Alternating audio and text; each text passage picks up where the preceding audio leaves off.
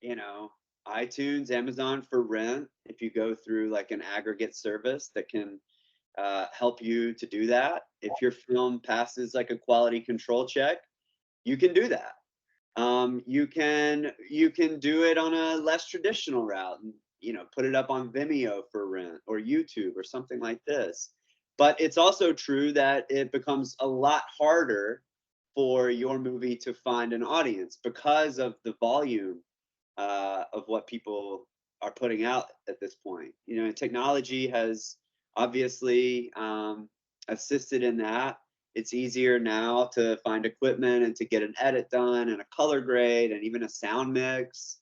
So in one regard, like it's never been easier to make a movie and get it up on a platform. But if that's your only goal and you're just ticking your box that like, yeah, I made it, I put it up there, cool, the audience is going to come to me, then you're completely wrong on that, because it doesn't work that way anymore. Just because your film is up on a platform does not mean that an audience will find it. So in that sense, I do think it's a lot harder, and you have to be somewhat of a Boy Scout knife these days with your project, meaning you really have to take into consideration after you're locking the edit and finishing the film, like how are you going to get it out there? And for me, I don't know, like it's the same thing as writing and acting and directing a film, but it is deeply ingrained into that same process if you allow it to be. It can be quite it can be a creative venture that allows you to kind of engage with your audience in a similar way that you were hoping to engage with them with your movie. So I'll stop talking. I feel like I'm just kind of going off the rant, but I Yeah, think well, it's yeah. yeah, Miles, do you agree with that, or do you have anything to add to that? Yeah, I would wholly agree with much of what Al said. I think it is easier than ever to get your film up on a platform, whatever platform that might be. As Al elucidated, you can do it yourself on Vimeo or Amazon or iTunes or YouTube. Um, Finding the audience and making money, generating revenue is perhaps trickier than ever because of the ubiquity of content. There's just so many choices out there. And you have to give consumers a reason to direct their attention to your project. So how do you do that? Right. I think it's very hard, if not impossible, to just be an independent director. You have to be a producer too. You also always have to be thinking with that business hat on. Okay, what is my distribution strategy? How am I going to nurture this film down the path to finding an audience of any size and scope whatsoever? You might choose, it's very hard, I think, in the independent world to get a theatrical release. And if you do get one, it typically is limited. A strategy that we used on our last one open was to retain the theatrical rights and four-wall the film in some spaces where we thought it could get some profile, namely in Los Angeles. We had a premiere out there, and then we ran it for a week out there, and that did get us a little traction. But it's expensive, and you have to be thinking about squirreling that money away in advance so that when you get to that phase, after all of the other elements of post-production that Al was talking about, right? The edit, the grade, the sound mix, the visual effects, all those things, you still have to put some money aside to get the film seen. And I think that's where a lot of independent producers fall short. They don't think about that step. They don't think about needing that pocket of cash, because the fact of the matter is, unless you land with a very high profile distributor that's going to put a lot of money into promotion and advertising, a lot of that is going to fall into your lap. And if you don't have the resources to do that, it's going to be really, really hard for your film to get seen.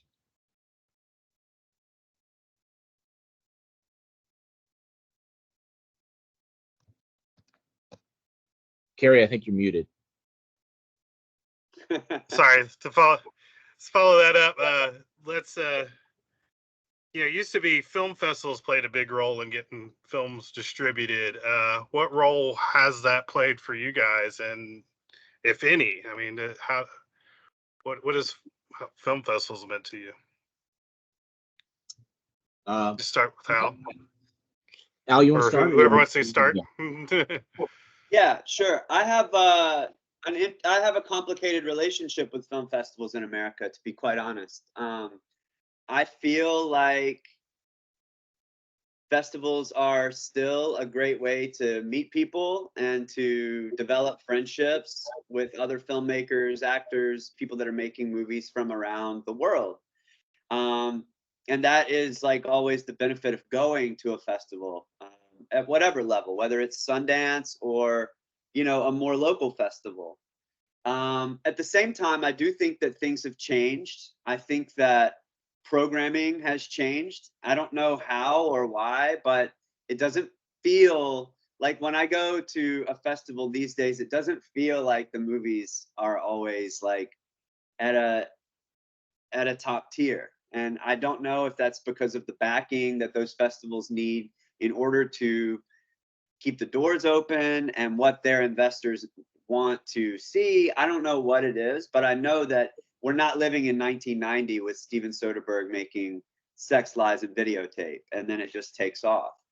It can happen, but if you look at the sales that have happened over the past 3 or 4 years in the big North American festivals, Toronto, Sundance, South by, like the numbers are way, way down. So I think that festivals can be valuable, but I always feel I feel bad for my friends who've worked so hard to make a movie and then they get accepted to a festival, a great festival, and then they play it 3 or 4 times to kind of industry insider people that got tickets to come and see that, and they're feeling great, and then nothing happens, you know.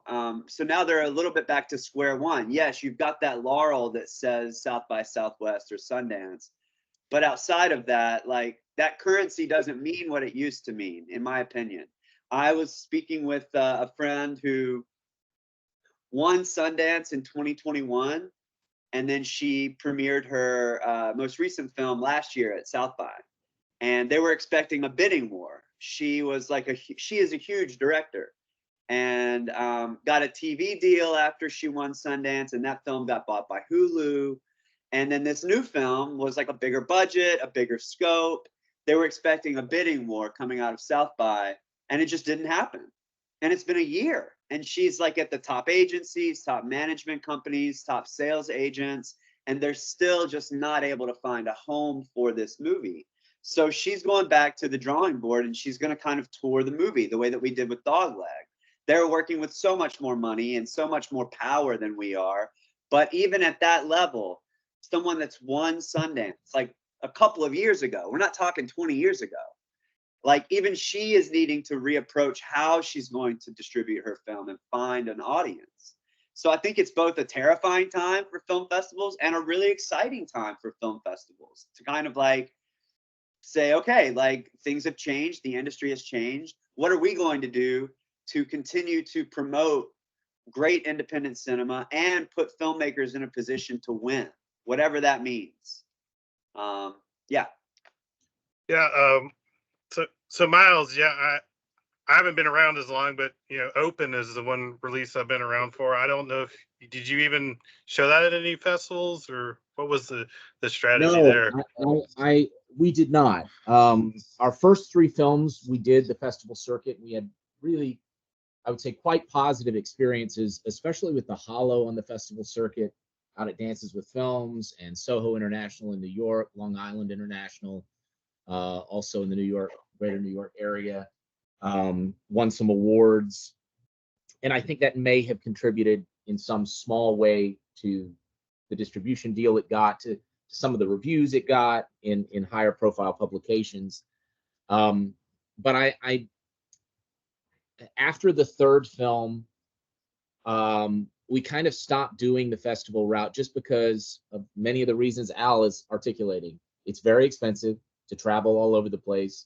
You want some of your cast to be there, and if they're any kind of name, you will have to travel them. You have to put yourself and your team up Many of the festivals that have any kind of profile whatsoever are in expensive places, whether that be Los Angeles, New York, Park City, Utah, Austin, Texas. I mean, all of these places are expensive to stay and at, and much less the international festivals that mean anything like Cannes or Berlin. I really think that there are probably 6 or 7 film festivals nowadays that really truly matter. Al mentioned several of them: Sundance, South by, Tribeca, Toronto, Cannes, Berlin. There may be a couple more that are not at front of mind. But if you're not in one of those, and sometimes, as Al mentions, even if you are, it is not a direct ticket to a great distribution deal. So outside of those handful of apex film festivals, you're probably just touring around, sharing your film, celebrating your film with your team. You get some laurels. Hopefully you win some awards. Maybe you find somebody who can move the needle. And don't get me wrong, that is a wonderful experience.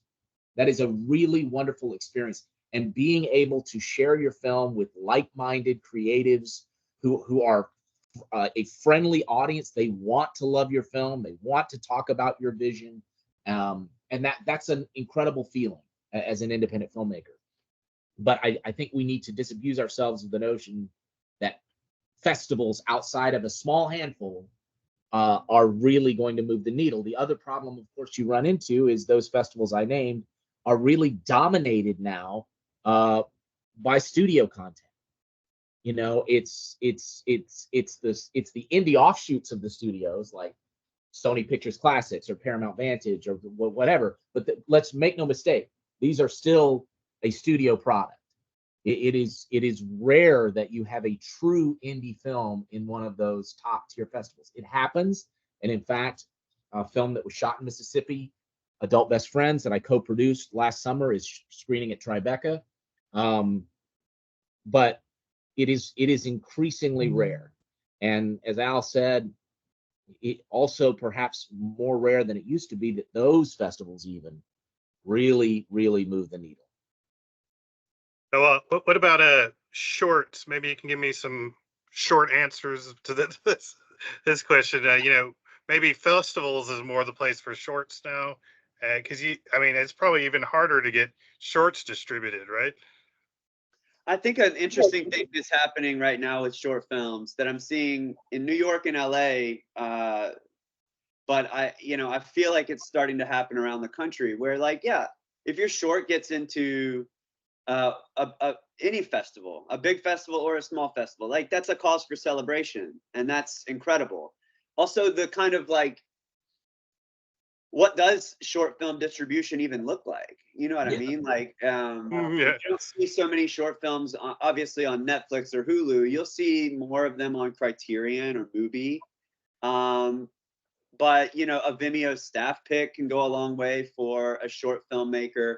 But what I've been seeing and really enjoying in New York and in LA both are these kind of filmmaker programmed short film nights. I think that it's a kind of self-serving endeavor that really is the best type of self-service, because filmmakers are making a film and they are putting people in it that they like, that might have audiences. And so with that, you have whatever, a small bubble of people that can be invited to this film. But then that short filmmaker says, well, I know this music video director that did like this Post Malone video, and he's got a whole different audience. We're going to do a music video in this shorts block as well. And then I know this other girl that did a film that played at Cannes, and it hasn't played in North America yet. She doesn't even care about doing another festival after Cannes. So she's going to play her film. And now all of a sudden you have 10 films and 3 music videos, and you have all of these different audiences that are being marketed that evening to, that are going to come. I've seen it happen. Last year when we were showing DOGLEG in New York, our first round of New York screenings, I was in 2 short films by 2 different filmmakers, one from LA, one from New York, and they didn't submit to festivals. And one of the filmmakers booked the big room at the Village East, so it's 300 people. It's a massive screen, and there was like a huge line of waitlist people out the door.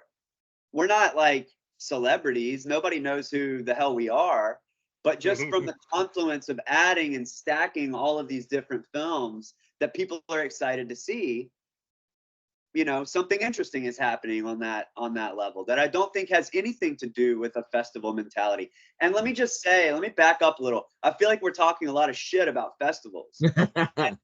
And I honestly think that that's for good reason.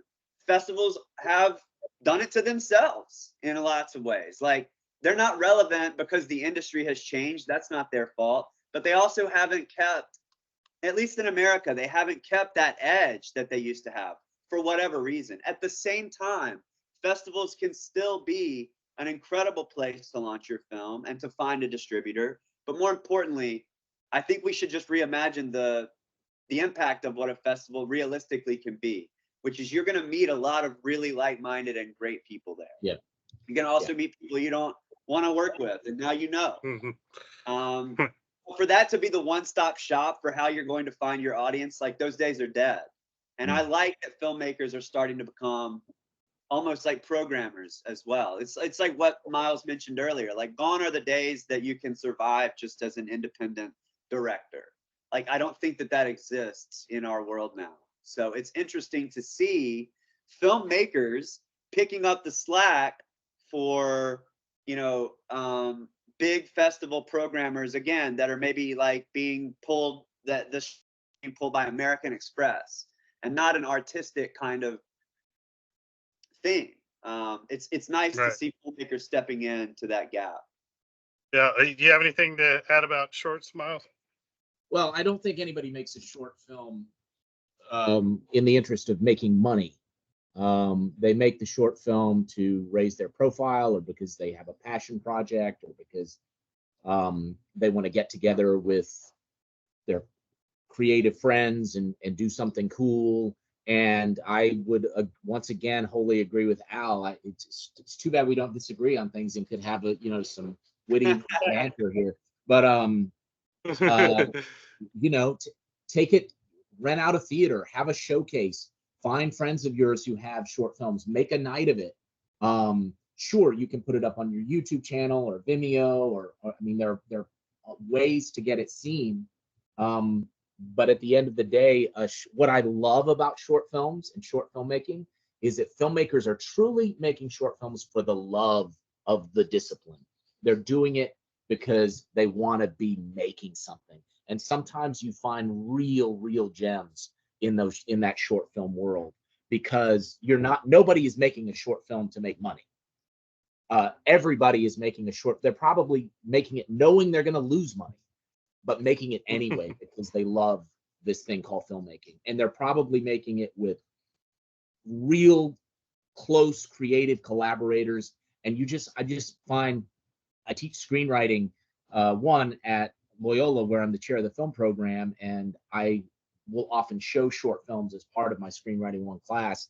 And every time I watch, I sort of do this deep dive every year to decide what to screen, and I'm just blown away year after year by the quality of content in the realm of short film.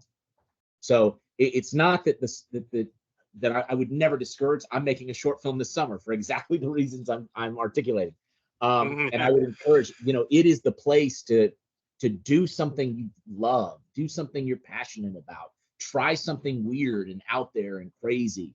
But don't mistake it for a money-making endeavor, because that is very likely not going to happen. Right. Well, y'all kind of talked about thinking outside the box with how you get your movie out there, which is exactly what you did, Al. Kind of took it on the road like a rock band almost, which you've done before with a rock band, I understand. So, tell us about that. What have been the ups and downs, and is that what led to getting it distributed on MUBI, or how did that come about? Yeah. At the very beginning of the life of DOGLEG, like we were working with a company who kind of came on at the end as executive producers. Things got tricky with that company. They weren't able to kind of like meet the demands that they originally thought they were going to be able to financially with us.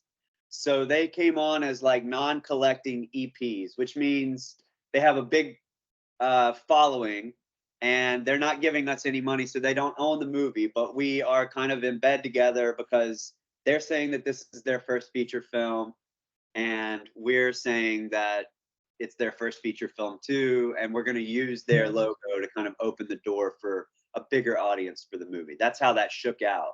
When that happened, we got a couple of offers, and Miles kind of mentioned this a moment ago, but we got a couple of offers for distribution of the film, and a few things didn't sit right with me. Like, and we wanted to find a home for the film, of course. So I wasn't being choosy. It just didn't sit right with me. It's like the money wasn't even going to recoup our production costs, and then they were going to own most of the film.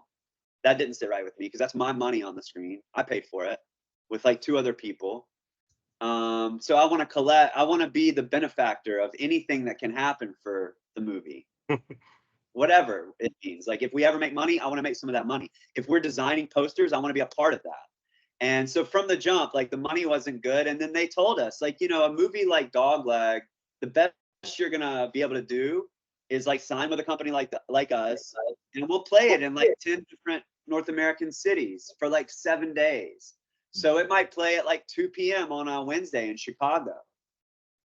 Nobody gives a shit. Nobody is coming to see DOGLEG at 2 p.m. on a Wednesday in Chicago. They're not. It's not Challengers with Zendaya. Like, it's not Top Gun with Tom Cruise. It's DOGLEG with Al Warren. Nobody cares, right? So immediately, it wasn't even a thought. It's like, we can't go that route. That company that I'm mentioning, they're called Brain Dead. They own a theater out here in LA on Fairfax, which we actually showed Sequence, my previous film, at 10 years ago when it was a different group that owned that theater. So we knew that we could just show the movie there. We didn't have to pay for it. And we would sell it out because we would go really hard on just getting excitement up for it through our trailers and the way we were posting about it and just kind of having fun with like inviting people. And side note, I cannot overstate the importance of personal touch at this level. Like, we're not A24. I need all of y'all that I know in Mississippi to get an email from me saying, yo, we're playing in Jackson. And you probably did get an email from me. I spent so much time with personal outreach to really try and guarantee that we were going to sell tickets. So anyway, we did that in LA. They all sold out and they were great nights. And then we did it in New York. I know this person who runs the Roxy Theater. And I told her, like, we don't have the money to rent a theater. We don't have the money to put down to, you know, rent this theater out. And so we came up with a ticket split, just like we did in LA.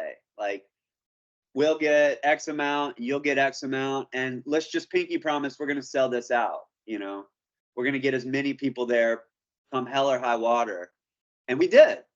And so like people start posting about it. And then I started getting DMs from people that I'd never met from various cities.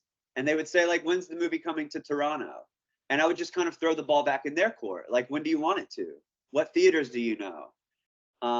We can't pay for a rental. Like, do you know a theater that would be down to do a ticket split? So then, like, just like we did in LA and in New York, it's not just like bring people to the movie. It's like, we're going to get a moderator to do a Q&A after that are like, they have an audience and it's somebody that I like and somebody I kind of am a fan of. Maybe I know them, maybe I don't. But we're going to get them on the hook to do the moderation for the Q&A. And then we're going to throw in an after party and we're going to have like a DJ that has their own audience and like a venue that has their own, and they're all going to post about this shit. So we did that in New York, we did that in LA, and then that's what we did, rinse and repeat on this like tour. And we did this in Jackson. We did this in Mississippi. Like, we had screenings with Nina. And I had forgotten.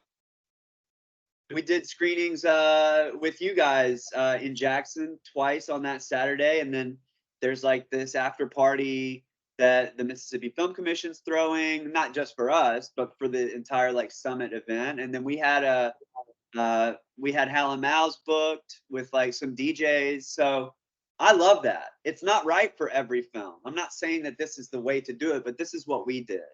And yes, MUBI like came to one of those. We showed it like 8 times in New York and like 8 times in LA. So I think like when we brought it back in the fall, a couple of the guys from MUBI came to one of those screenings, and that's how that happened. But back to the festival thing very briefly. I was working with a sales agent at the agency that I'm signed with, and it's UTA. They're a big agency, and they represent like lots of movies and kind of like IP and whatever. And this guy that we were meeting with the movie contract, they sent it to us, and we sent it to the sales agent and our lawyers to look it over. And, we're like, well, what are our options here? And he's like, look, MUBI is a fantastic platform for a movie like this.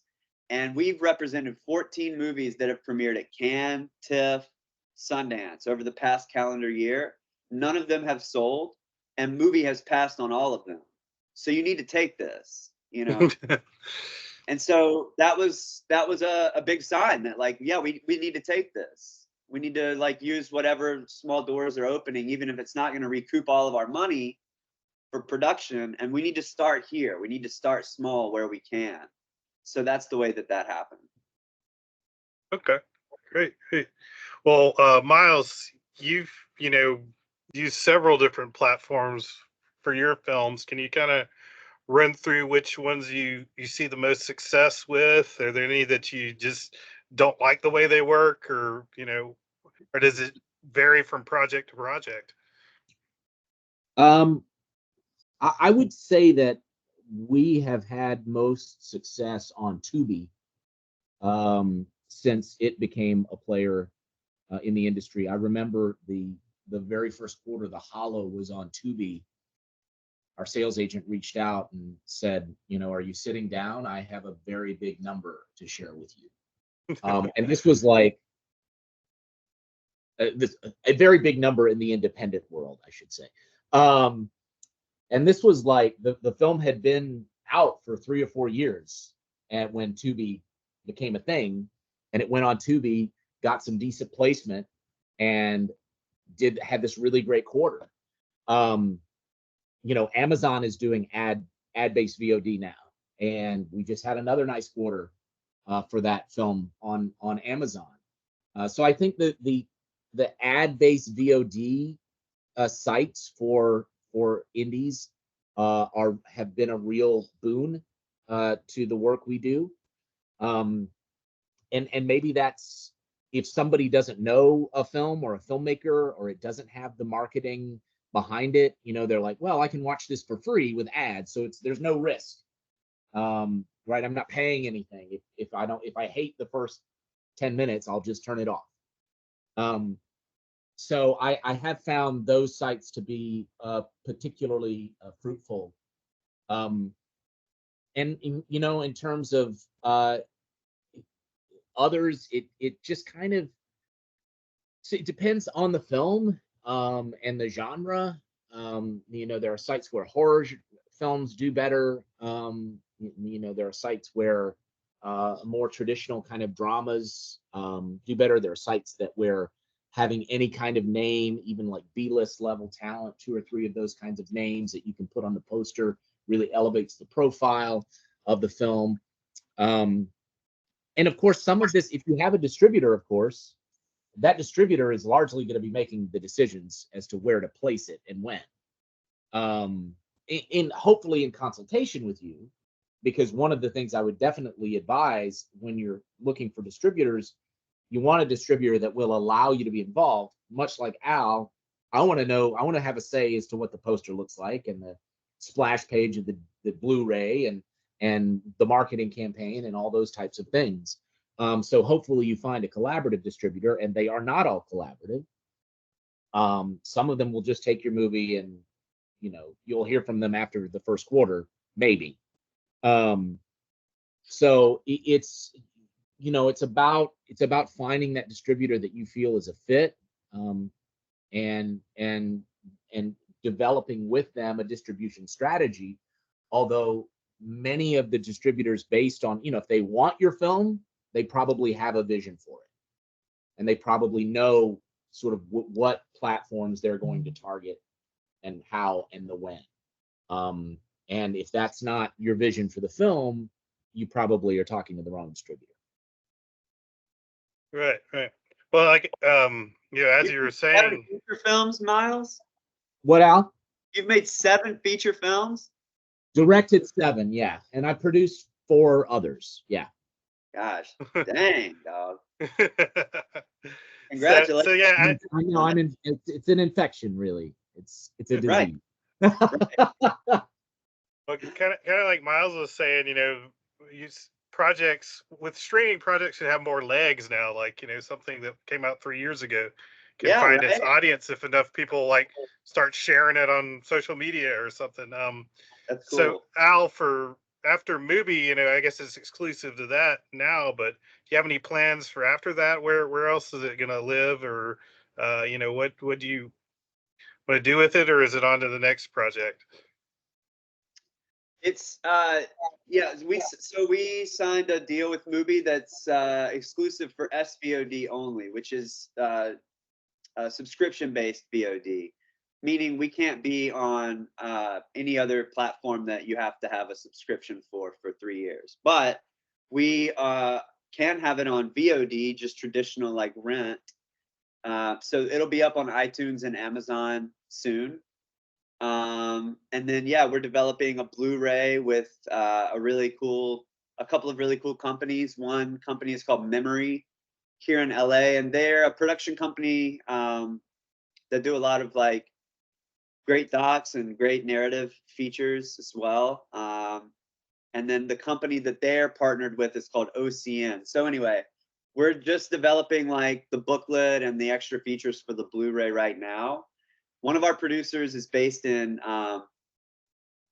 Belgium, and also MUBI have territories all over the world. So we kind of have like some options on where we might land internationally streaming, but we're kind of just like slow playing that. It felt like the right thing to kind of get it up and going in North America first, and then see what our options are, like whether we're with MUBI in Spain or with some other streaming platform there. But that's that's the goal. I mean, I wish it was on to the next one. I'm really craving the day that I get DOGLEG off of my plate, but just the nature of the way that the movie has been made, me and one other person are kind of the chief producers, so everything that happens on the movie comes across our desk, and it's a lot,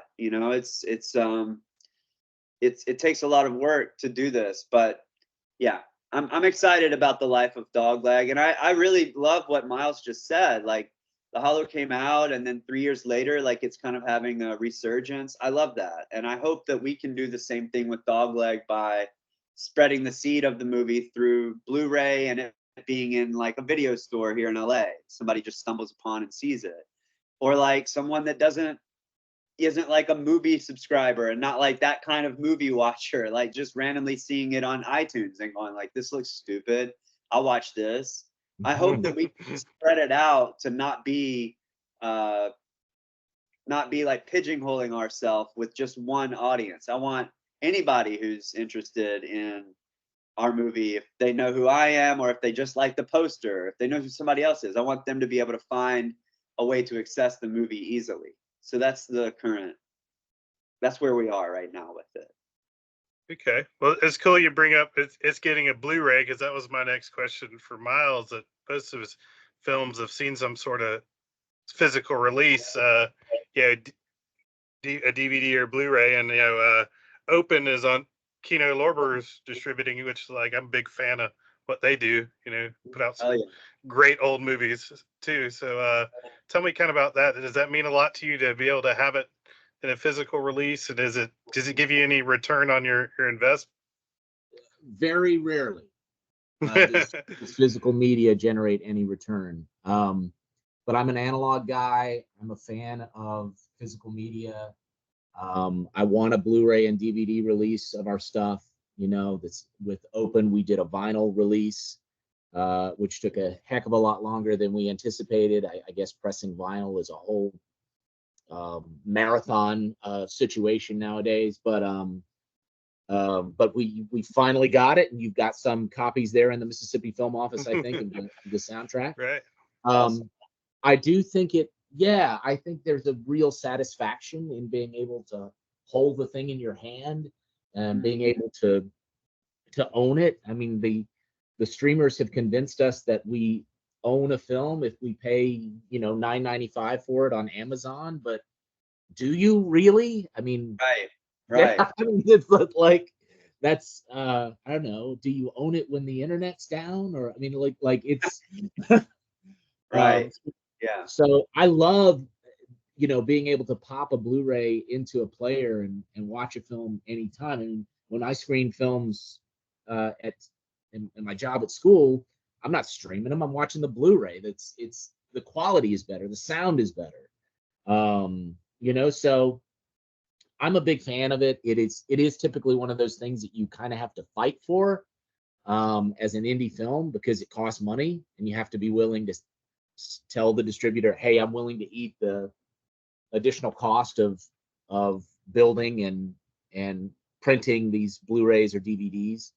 But for me, it's worth that additional cost. Okay. All right. Well, let's kind of talk about, I'm sure, what most people are here to hear. What advice do each of y'all give the filmmaker trying to get distribution? I mean, where do you start? I mean, if you got a finished film, if you have no idea where to start, what's the first step? I was just going to respond to Robbie's question, because I think publicists are important. We mentioned at the very outset that if you can't market your film, if people don't know it exists, you're not going to find an audience. And you have just created for yourself a very expensive souvenir. So I have used publicists for every single one of my films. The dance there is negotiating some sum and a strategy that is affordable and manageable. You can't just sort of shotgun the thing. You'll never be able to afford it. So you have to sort of target. For example, say you have a horror film. Let's do an exclusive in Bloody Disgusting or Rue Morgue or one of those genre sites that we know has a high volume of followers, and they're going to see your film there. That sort of thing. I think I've been able to work with three different publicists over the course of the 12 or so years that we've been making movies. And fortunately, one of them, the lovely Clint Morris in October Coast, became a friend and has been able to work for me for what I could actually afford. But for example, when we went out to LA and they didn't have an office, they didn't have a real presence out there anymore, I had to hire a different publicist, and I hired the publicist just to run our LA premiere, which I'm very happy that we did, because we were able to pack it out. It was a big night. We had an after party. I was going to agree with Al. The after party is very important. The venue of the after party is important. We had it at the Bourbon Room. Everybody knows where that is. They know what that is. They want to go there. It's probably going to get many of them in the seat at your actual premiere. Oh, there's an after party at the Bourbon Room. We want to go to this. So if you do an event, there's no reason to do an event in Los Angeles or New York in particular if you're not going to fill the place up and make it a thing. Get Getty there. Hiring this publicist, we got Getty to shoot photos on the red carpet. So those photos are all over the internet. There's another opportunity that somebody is going to stumble upon your premiere. Oh, they had an LA premiere and Getty was there. This movie must be something worth watching. So there's a lot of sleight of hand, right, at play. But I guess what I'm saying is, if you can spend that extra money or do the extra legwork if you don't have the money. And sometimes that requires a small army. I mean, I don't know how Al does it exactly, but if you're not going to fill the place up, I mean, it's you feel really bad going out to LA or New York and, you know, having 7 people in the seats. It's, you know, you're wasting your time. I feel like Miles, you've had so much more experience putting film. I mean, you've made so many more films than I have. I would love to find a relationship with a PR person that I trust and that I feel like I have that same level of collaboration with that I do a producer or a theater that we're screening the movie at or a venue that we're throwing the after party at. I haven't had that yet. Robbie Fisher produced Sequence. Our film is called Sequence, and we hired a PR person who just wasn't right. And we wasted some money there. Like, they did nothing for us. I feel like my experience with PR people that I've worked with on more commercial projects that I've directed, shorter things for brands, it's been a cash grab. Like, it hasn't helped. It's been an email list that we're paying for, and they blast out some, you know, haphazard email about like, yo, watch this thing. To me, that's not enough. So until I meet that PR person who really is going to come correct, and I have seen that, like on Dream Scenario, it was like an A24 film, and I was being ushered around by like some PR people at some of the screenings, and it seemed like they were doing a good job.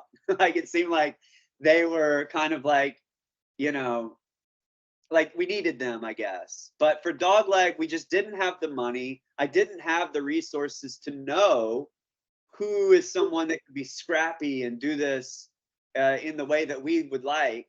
So we just ended up having to do it ourselves. And what that means is just like, yeah, there's a guy that that I know that used to be the editor of Movie Maker magazine, and he saw an early cut of Dogleg, and he called me and he was like, yo, this is great. Like, I've got a couple of ideas for writers that might cover this.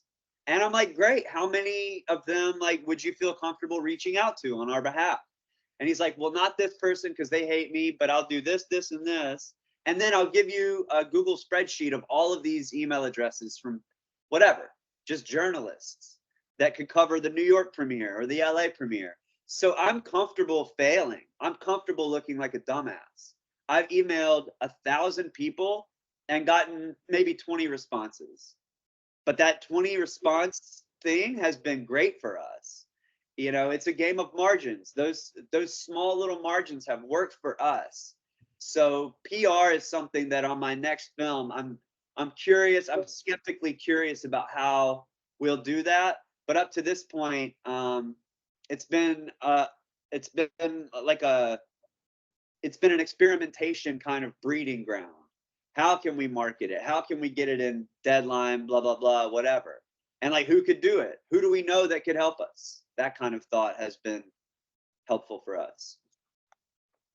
Oh, I see a chat going off. Hold up. Yeah, oh, what we're talking about, maybe there's a misunderstanding. What we're talking about is, I mean, I don't know anyone at Deadline who I can personally call up and, you know, get my film published.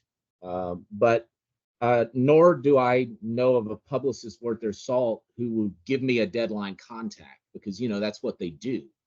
And I'm willing to pay, you know, $500 to the publicist to do the legwork to get my film in Deadline. And that's what publicists do. It's one of many things. The publicists I hired for the event in Los Angeles not only got it covered by the media, they were on the ground working the event. And I'm not, I understand, Kat, I'm just telling you my own experience. I mean, are you saying that a publicist should give me a contact at one of these Hollywood publications and I should be able to reach out personally? I could, as a PR person too, I can chime in here. Like, earned media is, you know, like, you're not paying for it. You just have a publicist who has relationships with editorial people, and they can pitch it to them, and some people will pick it up if it's a good enough story. So, and they'll write their own story about you. So a good PR person can foster those relationships that get you earned media, and that is the holy grail of PR. Really is, just being able to get that, and having it, and having good enough stories that you can pitch it, and they'll be like, oh yeah, that sounds great. We'll do an article on that. But the I don't publicist know is how still it doing a works in the job, film right? world, but just in general PR, that's kind of like But the what publicist is you're still looking doing a for. job. They're Yeah. doing the legwork, and they deserve to get paid for that. Right. Oh yeah, yeah, sure. Right. I mean, so the fees that I'm talking about are paying the publicist to go out and get us those stories. Yeah, yeah. Right? So I don't know. Maybe there's a disconnect, and we're all talking past each other here. Right. Yeah. Well, here's one thing that I felt like Robbie and I in our first experience of trying to hire this PR person, we didn't. It was me. I was like seeking someone out. I hired a music person to help us with sequence, so it was kind of my fault. I don't know you, Kat. I'm nice to meet you. I do know that Ryan is like in the scene. You know what I mean? Like Ryan is going to all of these film festivals. He's putting on screenings. He's like a part of the culture. So that's the type of person that like you want to work with. That's someone that has their ear to the ground on like who's covering what. Like that's the type of person I believe that could help a film like Dogleg or like Miles's film. And yeah, and so, but I'll just go ahead and say, like, I'm very inexperienced in the PR game, and much respect to all of you who have a lot more knowledge about it than I do. I would love to chime in if I may, because I have a lot of experience in this world of PR. Not as much in the movie industry, but publishing books and working with media journalists, other journalists that I'm working with right now. In New York, I have one that's a friend of mine, personal friend at CNN. So I've been able to make a lot of connections over the last 10, 15 years. I started in 2011. Miles and I have had a few conversations about crew number 8434. I don't know if you remember that or not. But anyway. Which project, Kat? Crew number 8434. It's a World War II memoir. There's more out there. Y'all have to Google it. But it's Googleable. So, and that's my word, by the way. But you have to understand PR. One of the problems that I see, one of the barriers that I see in the world of hiring PR practitioners that people don't understand what we do and how we do it. They don't understand our processes. They don't understand the details, and they'll just hire us, and then they're disappointed because they don't understand what's going on. So the first parts of any project for me is to educate. I don't care who you are. I don't care if you're my client or not. My goal is education in the world of public relations and explaining to people what it is and what the value behind it is. If I can't serve you, I'm going to know somebody who can. I would love to, but I may not be the fit. And that's also part of it. You've got to recognize that every hand is not a fit for every glove, and vice versa. You've got to be connected to people who are journalists. You have to have a strong relationship. We are strategic communicators. We're literally bridgers that build connections between the client and the public themselves. And it's about positive branding. It's about positive names. You've got to have a good name behind yourself. If you think of Glad trash bags. We're getting off track here. Sorry. I think we need to do another one of these about PR and marketing down the road, and get some PR professionals to give their recommendations to filmmakers. Because this has gotten me that idea that's definitely another one of these sessions we need to do. But we're running out of time, so let's wrap up with. Do we have any other questions from the audience, or do you guys have any final thoughts? Anything we didn't cover that we would like to leave us with? Yeah, first, Kat, thank you. It's a great thing to love what you do. I think that's why Al and I continue to do this crazy thing called filmmaking. So we appreciate your passion sincerely. I can only speak from my own experience, and if there's a better way to do it, I'm all ears. Anybody who's worked with me will tell you I'm about as collaborative as they come. If there's a better idea in the room, I want to hear it. But my biggest piece of advice, I think, is make your movie. Because if you make your movie, and if you have the stamina, and if you have the will, you will find an audience somewhere, somehow. And I probably say that at every one of these things, but I just know so many people who talk about making movies and so few people who are actually making movies. But when you're making your movie, do set some money aside to market it.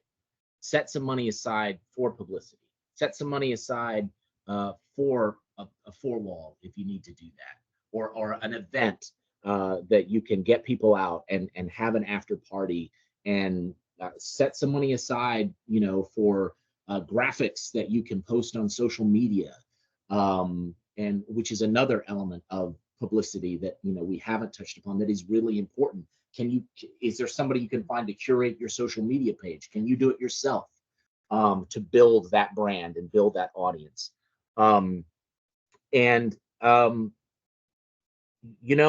Ask your friends. Email me. Email Al. I mean, our Nina and Carrie have our contact information. I'll give you the contacts of the distributors I have that I've worked with. I'll hop on a call with you and tell you about my experience, positive and negative, because we indie filmmakers, indie producers, we have to stick together. The studios are not for us. They literally have, I don't want to sound conspiratorial, but I know this happens. They IMDb, owned by Amazon, will purge the positive ratings of independent films. I've had it happen, so that they could take them down a few notches so they don't compete with that studio product. Meanwhile, they have bots all day giving their films 8s, 9s, and 10s. So the playing field is not fair. It's not level. But as indie filmmakers, we are scrappy, we are resilient, we are relentless, and if we stick together and have each other's backs, we can actually make a dent. And I still believe that's possible. Yeah, that's great. That's well said, Miles. Yeah, I mean, I agree with what Miles is saying. I think I don't have much advice other than let's just remember who we are, y'all. Like we're from Mississippi. Like that means something when it comes to art. That means something out here where I live. And when I go places and people look at me cockeyed because I say I'm from Mississippi, I know right away they don't know about us. And I for one I don't feel moved to tell necessarily like Mississippi centric stories, because everything I do is Mississippi. I can shoot a movie in Tokyo and that shit's gonna feel like Mississippi, because that isn't me. I'm from the fabric of Faulkner. I never met the man, but like that is a lineage that of greatness that I want to set a bar for myself. So I would say that's my one advice. Just have some confidence, have some cocky ass confidence in what you're doing. It's crazy what we do. It's harder to turn a profit on independent cinema now more than ever. So you've got to be crafty and creative. But at the end of the day, you got to come into it guns blazing. And I feel like for me, a big part of my confidence comes from being born and bred by the people that raised me in Mississippi, many of who are in this room right now. I feel like that breeds an attitude that I take with me and that I pride myself on. We have our problems in Mississippi, of course, and that's not going to change, but it makes us resilient and it puts us in this fire. And when you come to a city like LA, you don't see racial reconciliation or people, communities being as blended as you see in Mississippi. I had a friend from San Francisco come with me to Oxford, which is not, it's not Jackson. I love Oxford. Don't get me wrong. But he's like, dude, white and black people are just living together and working together. This is a dude from San Francisco. And that made me proud. People don't know that shit about us. So I love being a Mississippian in the world, and I feel like it really gives me a fire. So wherever you're from in Mississippi, you should have pride that you're from there, because it gives you an artistic, spiritually artistic leg up over someone who was just not from Mississippi. That's my advice. Let's be proud of who we are, you know? Here, here, and shout out to Hattiesville. Absolutely. Yeah. Absolutely. Well, thank you guys so much for joining us.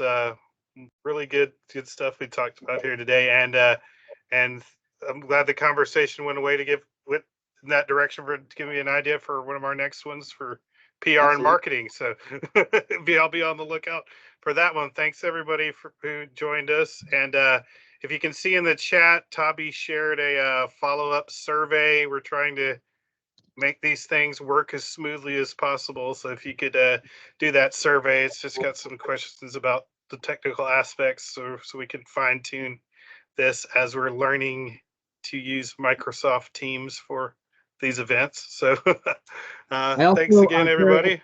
I put my email in the chat if anyone wants to shoot me an email. And if I can answer any questions that we didn't cover today, I'd be happy to do that. Same. I'm easy to get in touch with on Instagram. It's like easier than email for me. So feel free to reach out. Thank you so much, Carrie, Tabi, Nina. Love you guys. Really appreciate y'all asking. Thank you for all the good work you do, Mississippi Film Office. Yes. And one last comment. Everybody subscribe to MUBI so you can see DOGLEG, and everybody check out Open, that's available on like Fandango now and Amazon, I believe, and platforms like that. It's available on Amazon. I'm trying to add my Instagram. Oh, did it? Anyway, my Instagram is @Miles_Doliak, @MILES_DOLEAC. For some reason, I've become Microsoft Teams illiterate for a moment. But yeah, it's on Amazon. It's on Fandango now. It's on iTunes. It's on Google Play. You can find it out there. I would be most grateful if you'd give it a watch. And more importantly, we want your review to be honest, but give it a watch and then review it somewhere. Review it on the platform. That is such a big thing. Take the time to write an IMDb review or an Amazon review or review on iTunes or Google Play. Those user reviews truly matter. So if you believe in independent film, take the time to review some independent films online. It's a big deal. Yeah, and it being a musical, the soundtrack's on Spotify, right? If anybody wants to check it out that way. The soundtrack is on Spotify and Amazon, yes. All righty. Well, thanks, everybody. We'll do this again soon. We're trying to make these bi-monthly, so be on the lookout for the next one. Thanks again. Thanks everybody. Good to see y'all. Support indie film. Thank y'all.